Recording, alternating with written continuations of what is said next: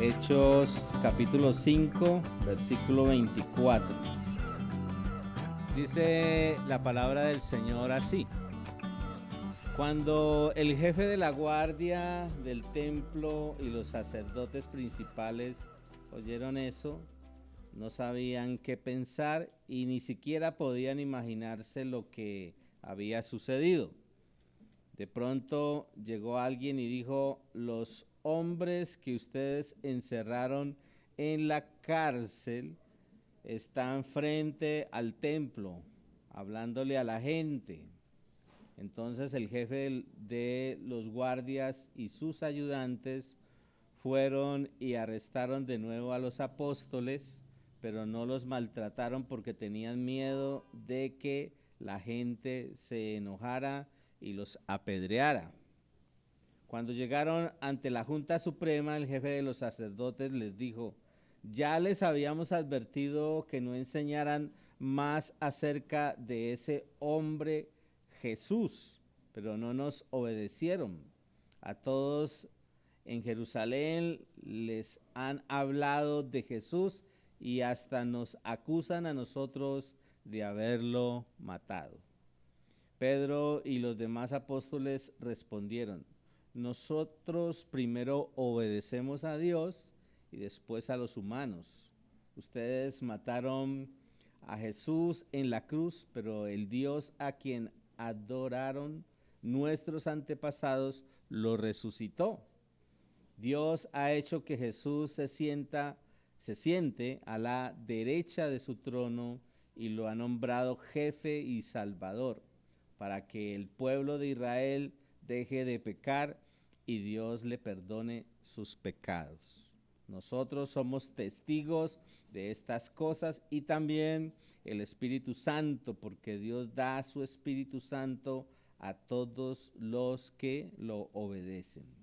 La Junta Suprema los escuchó y los miembros se enojaron tanto que querían matarlos. Pero un fariseo llamado Gamaliel ordenó que sacaran a los apóstoles por un momento. Gamaliel era maestro de la ley y los judíos lo respetaban mucho, así que les dijo a sus compañeros: israelitas, piensen bien lo que van a hacer con estos hombres. Recuerden que hace algún tiempo apareció un hombre llamado Teudas, quien se creía muy importante, y como 400 hombres creyeron en él. Luego alguien lo mató y todos sus seguidores huyeron y no se volvió a hablar de él. Después apareció un tal Judas de la región de Galilea y muchos le hicieron caso. Eso fue en los días en que se estaba haciendo la lista de todos los habitantes de Israel. A ese también lo mataron y sus seguidores huyeron. En este caso, yo les aconsejo que dejen en libertad a estos hombres y que no se preocupen. Si lo que están haciendo lo planearon ellos mismos, esto no durará mucho.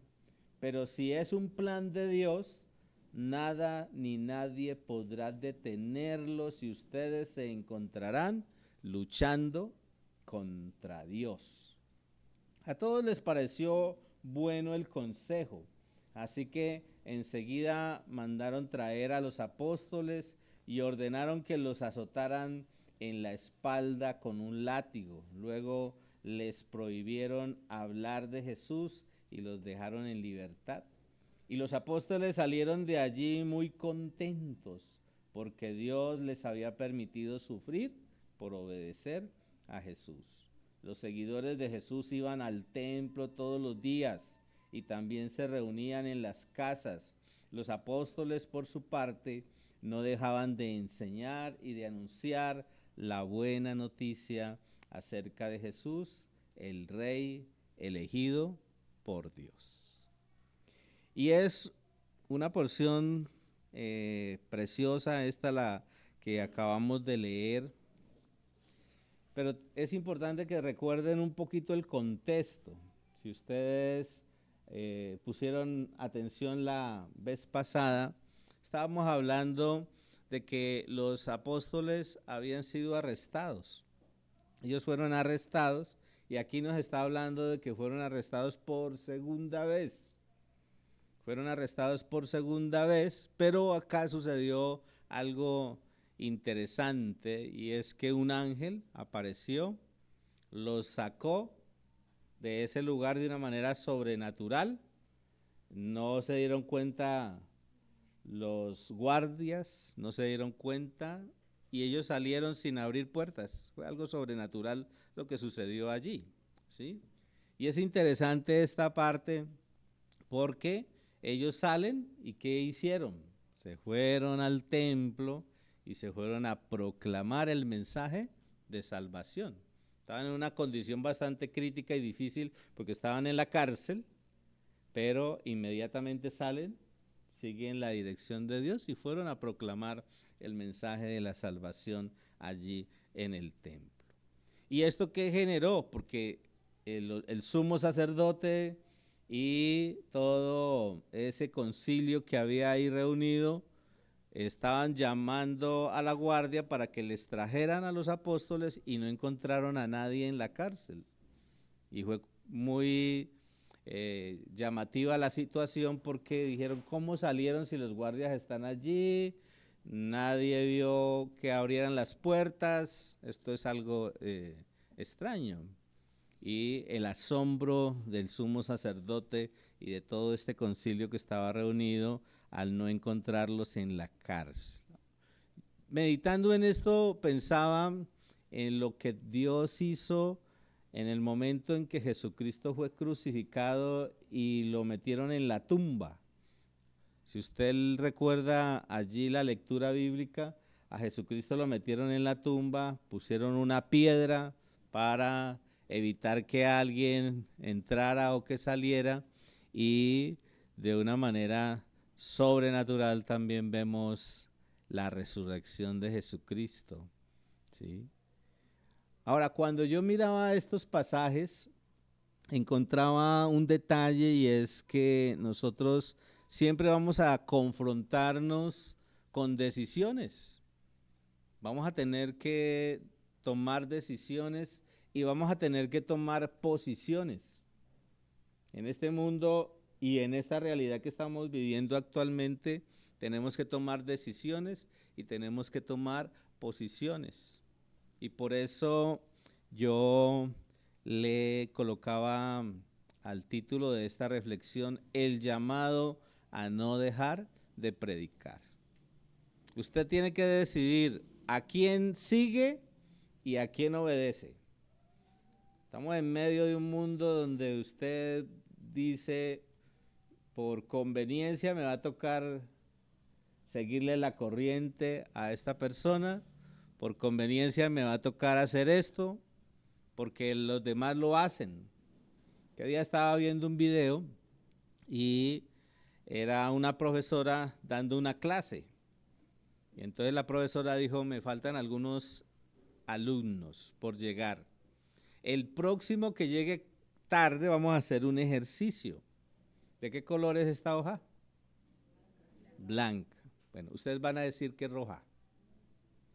Y el próximo que llegue tarde, le vamos a hacer un ejercicio para que ustedes se den cuenta de algo. Y preciso, ¿no? Estaban ahí en la clase, llegó alguien tarde, pidió disculpas, se sentó y la profesora siguió dando la clase. Y en medio de la clase dijo, por ejemplo, para ustedes, ¿de qué color es esta carpeta? Y todo el mundo dijo, la carpeta es de color rojo.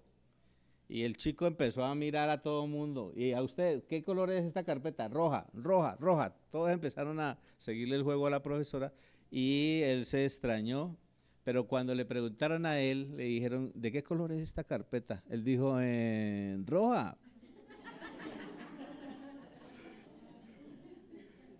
Y la profesora enseñó algo muy interesante. Nosotros nos dejamos condicionar por el sistema de antivalores de este mundo.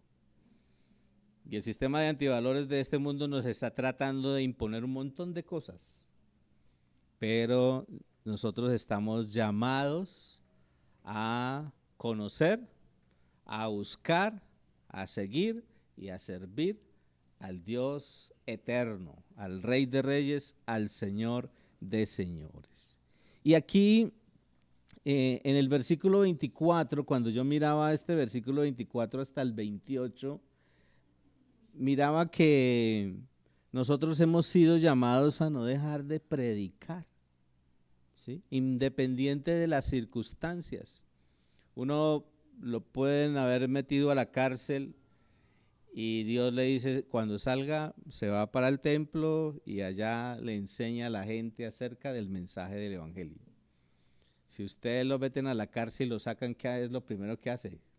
Sale corriendo para su casa, ¿cierto? Pero ellos fueron obedientes. Y esto me enseñaba varias cosas. Una de ellas es que un testigo de la obra de Jesucristo en su vida no puede quedarse callado. Y eso es lo que debemos hacer nosotros. En medio de este mundo en el que estamos viviendo, nosotros no hemos sido llamados a quedarnos callados. Nosotros tenemos que proclamar, nosotros tenemos que anunciar, nosotros tenemos que dar a conocer el mensaje del evangelio. Porque esa es una característica de los seguidores de Jesucristo, llamados a proclamar, llamados a ganar, llamados a edificar. Y tenemos una tarea en este año, ¿no? Desde diciembre nos pusimos una tareita. 2 personas nuevas de la familia, de los amigos, de los vecinos, de los compañeros de trabajo, de cualquier lugar que nosotros podamos hacer ese ejercicio de proclamarles, de ganarles y de edificarles. Tenemos todo un año, 12 meses. No tenemos excusa para decir, no hay tiempo, ¿cierto? Tuvimos tiempo para ver el partido de Colombia, ¿sí? Tuvimos tiempo para ver la Betty la Fea, la segunda parte. Bueno, todo eso hemos tenido tiempo, ¿cierto? Para muchas cosas. Pero también debemos tener tiempo y desarrollar el llamado que Dios nos ha dado. Dios nos ha llamado a ser testigos y como testigos no podemos quedarnos callados. ¿De qué sirve un testigo? A eso hemos sido llamados. Pero ¿de qué sirve un testigo si ese testigo no proclama? Si a ese testigo se lo lleva allí al juez y el testigo no dice nada, pues no cumple su propósito, no es testigo, ¿sí? Y el llamado que Dios nos da es a que saturemos el mundo con el mensaje del evangelio. Y también estar preparados para la persecución, porque si usted nota, ellos no la vieron toda la vida color rosadito, así alegre, fue color de hormiga, ¿cierto? Como se dice popularmente. Un cristiano debe caracterizarse por ser obediente y un cristiano obedece prioritariamente a Dios. Ahí en el versículo 29, si usted se adelanta, dice, Pedro y los demás apóstoles respondieron, nosotros primero obedecemos a Dios y después a los humanos. Nuestra prioridad en la obediencia debe ser a Dios. Ahora, ¿eso qué significa? Que para yo ser una persona que actúe correctamente, que se conduzca correctamente, haga las cosas adecuadamente, pues yo tengo que ser un conocedor de los preceptos, de los principios de Dios. Tengo que conocer a Dios y tengo que conocer su palabra. ¿Eso qué implicación tiene? Que yo debo estar en una relación diaria, constante, 24/7, como se dice popularmente, con Dios. Tengo que estar en una relación constante con Dios, pero también en una constante reflexión, meditación, lectura, estudio, memorización de la palabra de Dios. La Biblia tiene que ser mi manual de vida. Cuando uno ve que está fallando algo, ¿qué tiene que hacer? Ir al manual Y en el manual están las instrucciones. Si a usted le está fallando un elemento o un artefacto electrónico, pues mire, algo debe estar funcionando mal. Y ahí tenemos el manual para tener en cuenta las recomendaciones del fabricante. Y así sucede en la vida cristiana. Nosotros tenemos un manual que nos indica que debemos ser obedientes, y un cristiano prioritariamente tiene que obedecer a Dios. Por eso cuando usted va a tomar una decisión, usted tiene que pensar, esto que voy a hacer, esto que deseo, esto que pienso, es acorde a lo que Dios en su palabra nos está diciendo. Y si no, entonces, ¿qué tengo que hacer? Desecharlo. No habrá nada. Usted me puede dar muchos ejemplos, pero yo le puedo debatir eso.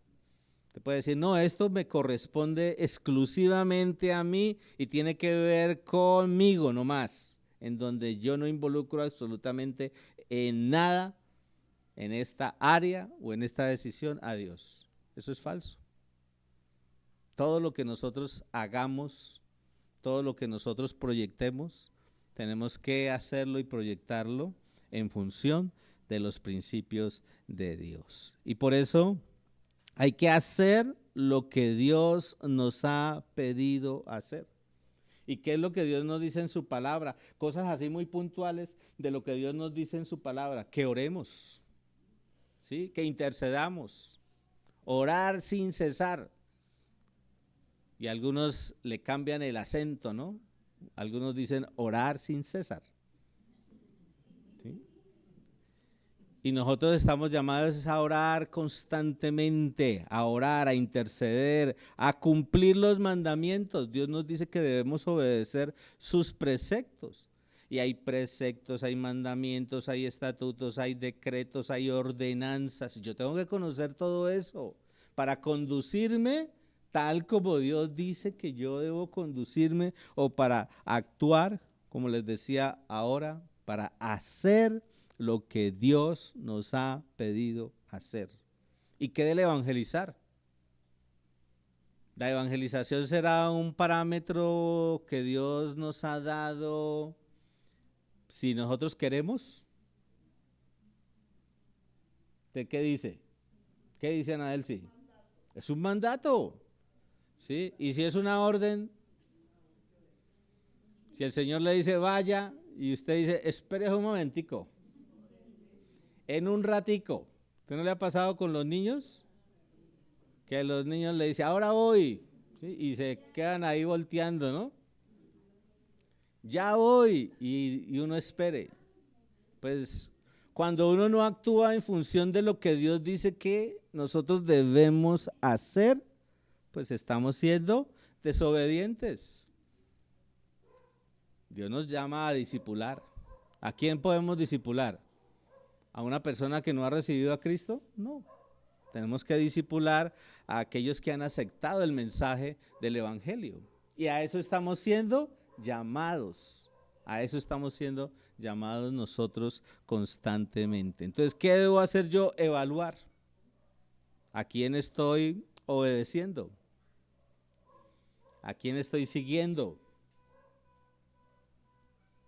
O después de 10, 15, 20, 30 años, bueno, ¿quién tiene más de 30 años de vida cristiana aquí? Algunos, ¿no? Está blanqueado porque nunca le ha hablado de Cristo a alguien. ¿Sí? No, la palabra de Dios nos insta, la palabra de Dios nos motiva a que nosotros seamos obedientes a su llamado, y por eso Él nos llama a no dejar de predicar. Y usted y yo llamados a no dejar de predicar, a hacer lo que Dios nos ha dicho que hagamos. Y eso es lo que ellos hicieron, ¿no? Si usted se devuelve allí, encuentra en el versículo 24, dice, cuando el jefe de los guardias del templo y los sacerdotes principales oyeron eso, no sabían qué pensar, ni siquiera podían imaginarse lo que había sucedido. ¿Qué era lo que había sucedido? y no sabían qué pensar.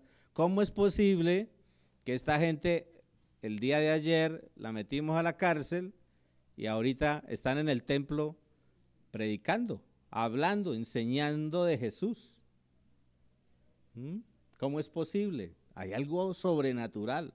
Por eso se levanta un hombre allí en medio de ellos, un conocedor de la ley, y dijo, no, a esto hay que ponerle cuidado. Mire que la gente, inclusive los religiosos y los que a veces no tienen una relación estrecha con Dios o que no tienen una espiritualidad auténtica, a veces son más sensibles que nosotros.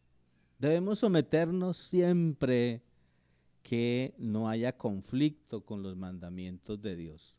Ahora, esto no quiere decir que aunque nosotros debemos obedecer a Dios primero o antes que a los demás, porque hay autoridades, nosotros no nos sujetemos. Claro, estamos llamados a sujetarnos.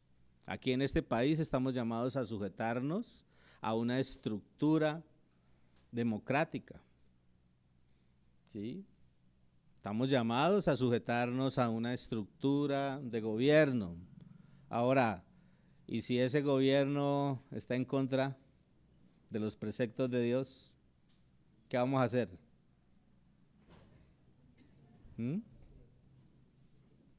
Nuestros hermanos venezolanos hoy están en comicios electorales y me impresionaba ver las filas, vigilias, desde ayer, 10 horas antes, haciendo fila, vigilias, para poder desarrollar su obligación de votar.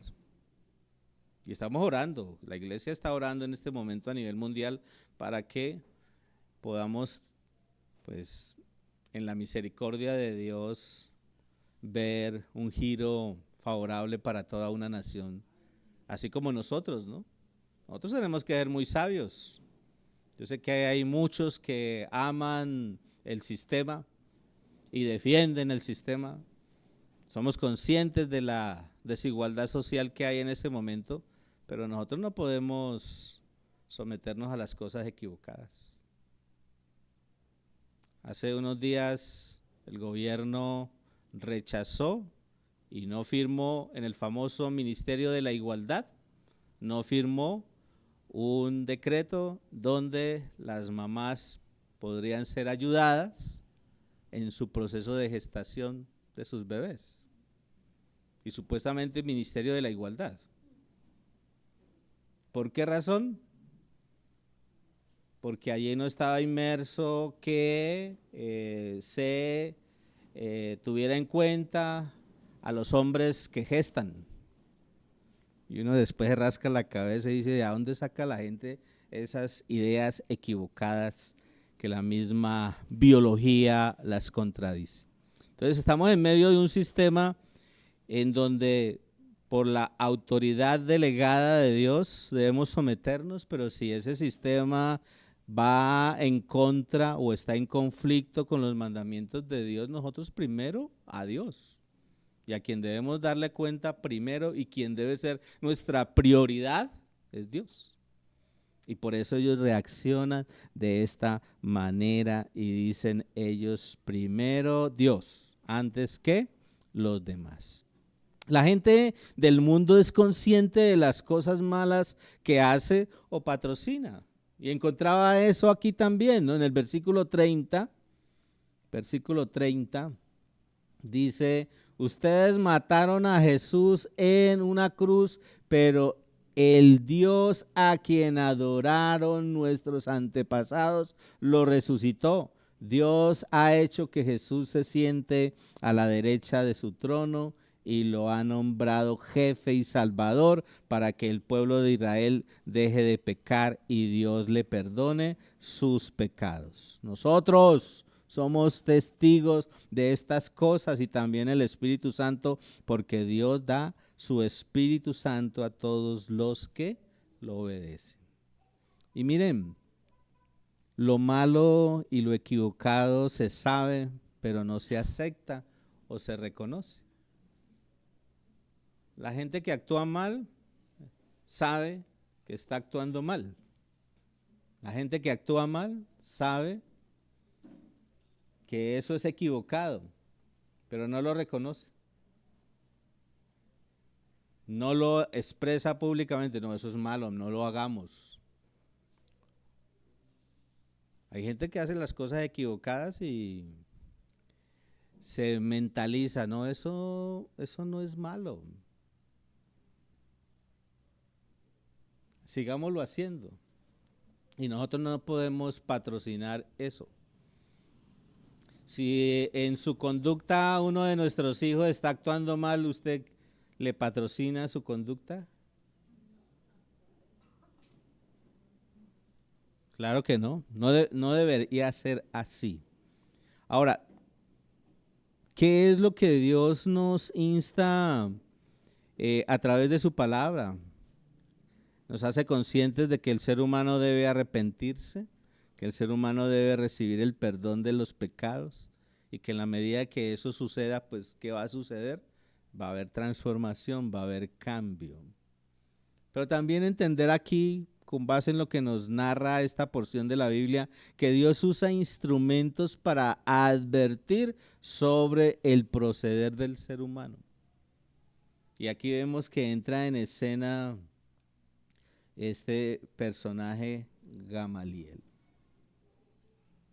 Y dice en el versículo 35, así que les dijo a sus compañeros israelitas, piensen bien lo que van a hacer con estos hombres, recuerden, y empieza a narrar acerca de esos líderes que se habían levantado y que después de que murieron la gente se había dispersado. En el versículo 38, en este caso, yo les aconsejo que dejen en libertad a estos hombres.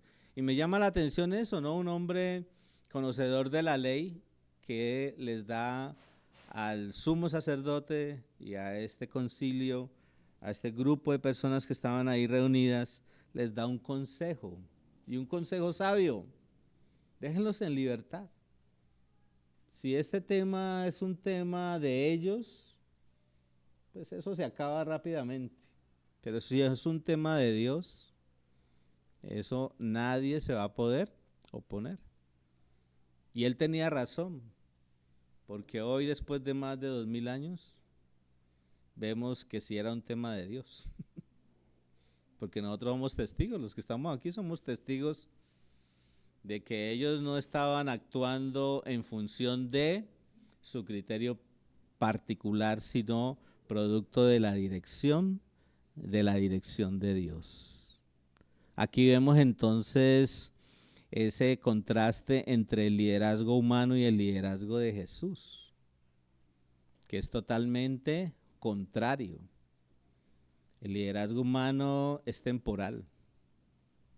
Por eso a quien nosotros deberíamos seguir es a Jesucristo. Y una de las características de los verdaderos cristianos es que los cristianos seguimos a Jesucristo. Y en la medida en que seguimos a Jesucristo somos conscientes de que quienes están en la responsabilidad o han sido delegados a asumir servicio, porque liderazgo es eso. Liderazgo no es caudillismo. Liderazgo es servicio. Si alguien está en una posición de liderazgo, esa persona que está en esa posición de liderazgo está sirviendo. Y debe estar sirviendo dentro de los parámetros por los cuales fue colocado en esa posición. De lo contrario, entonces ya se genera un conflicto, porque está actuando de una manera que no es correcta. ¿Sí? Y eso tiene que ver con todos, comenzando por el que es padre de familia, comenzando por el que dirige una organización, comenzando por el que administra una empresa. Bueno, todos los que han sido puestos en lugar de liderazgo. Lo que es de Dios siempre va a permanecer, va a crecer y se va a multiplicar. Y hoy vemos que estos hombres estaban guiados por Dios, porque fueron obedientes. Y esto nos enseña a que nosotros también debemos ser obedientes y que en esa obediencia Dios nos está llamando a proclamar el Evangelio. Y cuando usted proclama el Evangelio, usted tiene satisfacción. Qué tan extraordinario es ver que uno le habló de Cristo a una persona, la llevó a que se confrontara con Jesucristo, a que aceptara a Jesucristo, a que comenzara a caminar en Cristo y que hoy tiene una vida diferente. Dios es el que cambia, Dios es el que transforma, y el cambio y la transformación personal de las familias y de la sociedad está en Jesucristo. Por eso es que nosotros tenemos que cumplir nuestro papel de ser sal y de ser luz. Y la sal tiene una función importantísima y es la de preservar. Cuando usted coge la carne y le echa sal, la sal preserva el proceso de descomposición. Usted coge la carne y le echa sal y la cuelga ahí en el fogón de leña y la pone a humear y eso se conserva. Se conserva. Nosotros somos los instrumentos que Dios ha colocado en esta tierra para preservar y preservar la obra que Dios ha hecho. Ahora, con la ayuda del Espíritu Santo, porque sin el Espíritu Santo no podemos hacer absolutamente nada. La iglesia es llamada a crecer, la iglesia es llamada a multiplicarse y es producto del servicio de cada uno de nosotros. Usted es una arandela fundamental en el engranaje de la dinámica del trabajo ministerial. Si usted no se pone a rodar ahí donde Dios le ha colocado, usted está frenando el carro. ¿Sí? Está frenando el carro. Y de eso debemos ser conscientes. Todos estamos llamados a predicar, todos estamos llamados a proclamar, todos estamos llamados a hacer. Ahora Dios tiene un orden, ¿no? Si usted mira más adelante, no alcanzamos a desarrollarlo, pero más adelante lo volvemos a enfatizar. Nosotros debemos ser elegidos. Se debe hacer una elección de aquellos que quieren y pueden servir, porque requiere de unos requisitos para organizarse. Si usted lee más adelante en el capítulo 6 de Hechos, se encuentra con situaciones que empezaron a darse dentro de la comunidad de los creyentes, hablando de la primera iglesia. ¿Y por qué se dio esa situación? Sencillamente se dio esa situación porque se requería del orden, de la organización. Había mucha necesidad y pocos colaboradores. Ayer Elizabeth nos hablaba también del servicio. Y nosotros necesitamos servir. Debemos ser los instrumentos útiles en las manos del Señor. Instrumentos de bendición. Si este vaso fue creado, tiene un propósito. Y con él se pueden cumplir buenos propósitos. ¿Sí? Lo que pongamos aquí va a generar un beneficio o va a generar algo equivocado de lo que hay allí dentro. Nosotros debemos cumplir nuestro propósito y en ese cumplimiento del propósito estamos llamados a dejar que el Espíritu Santo sea quien guíe a cada uno de nosotros. Así que quería reflexionar rápidamente sobre esto, luego lo retomamos, pero hay un llamado y el llamado es a no dejar de predicar. ¿Queremos ver vidas transformadas? ¿Tenemos familia? ¿Tenemos amigos? ¿Tenemos personas que vemos que necesitan vivir la vida que Dios nos ha ofrecido y en la que nosotros estamos? Hay mucha gente, pero toda esa gente necesita ser impactada por el mensaje del Evangelio. Por eso no podemos quedarnos callados. Mire al que está ahí a su lado, como dice el periodista, no se quede callado. Dígale que está ahí a su lado, no se quede callado. Él dice denuncie, pero nosotros decimos anuncie. Sí, dígale al que está a su lado, dígale, no se quede callado, anuncie. Hemos sido llamados a anunciar el mensaje, que no tengo tiempo, eso es mentiras. Porque si usted hiciera en su agenda una lista de todo lo que hace, usted dice, esto no debe ponerme a hacer esto. Aquí me queda tiempo, ¿sí? 5 minutos pueden cambiar la vida de una persona. 5 minutos, 3 minutos. Algunos se paran acá a dar testimonios siempre en Acción de Gracias y forman una película, ¿no? Pero en 3 minutos uno puede contar la obra extraordinaria que Dios ha hecho. ¿Sí? En 3 minutos, y eso ya después de 3 minutos se vuelve una película. Por eso tenemos que ser muy puntuales en lo que nosotros le transmitimos a las personas que necesitan de Dios. Uno va orando, intercediendo, clamando, Señor, dame el denuedo, dame la autoridad para yo poder llegar a esta persona y simplemente con esa autoridad tuya decirle, mira, Dios te ama. Los seres humanos somos pecadores, pero Dios hizo una obra extraordinaria en la cruz para salvarnos, para darnos una vida diferente. ¿Tú quieres esa vida diferente? Simplemente acepta a Jesucristo como Señor y Salvador. Y lo único que la persona tiene que decir, te acepto, te necesito, te recibo en mi vida. Y ahí cambia. Y eso fue lo que yo hice hace ya más de 38 años. Terminaba una célula en la universidad y la persona que estaba liderando esa célula me compartió de las 4 leyes y me dijo, ¿a ti te gustaría aceptar a Jesucristo como Señor y Salvador? Y yo dije, acepto.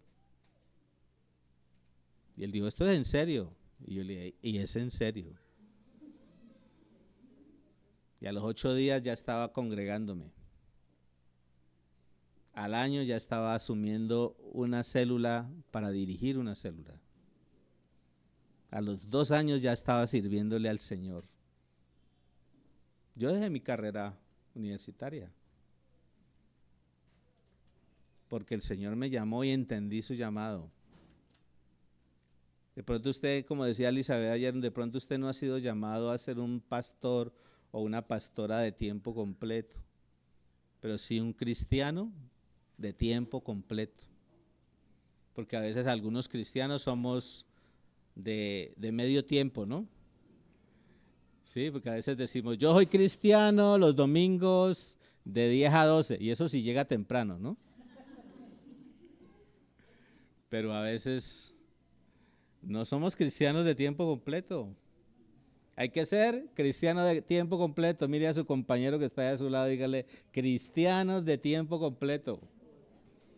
Todo el tiempo necesitamos vivir la vida que Dios nos ha dado. ¿Ok? ¿Estamos? ¿Qué tal si nos ponemos de pie?